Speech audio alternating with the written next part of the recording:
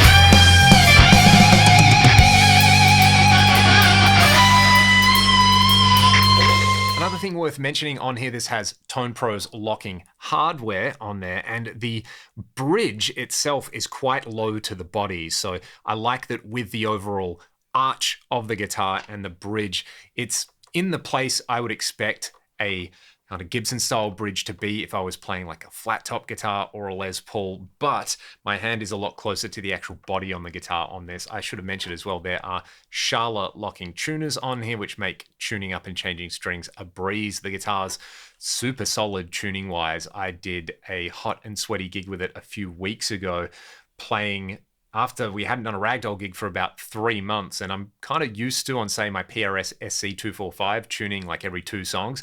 Every time I go to check the tuning on this, it was bang on, so that made the gig nice and easy. Speaking of my SC245, I thought it might be nice to compare this guitar, just totally greased up and dirty, side by side with the SC245 slamming some riffs, as well as side by side with my ES335, which also has a coil tap. The ES335 is an ES335 TD, so it's got T-tops in it. It's from the late 70s. It's kind of interesting if you have a listen to these clips. The sound of this guitar split kind of sounds like the 335 in humbucker mode, and then the split on the 335 gets even wilder. So we'll first hear the Bellaurora against the 335, and these aren't comprehensive tone comparisons. One isn't better than the other. It's more just kind of, let's say, benchmarking them against one another. Then we'll hear it against the SC245, and then we'll hear a little bit of ragdoll letting go.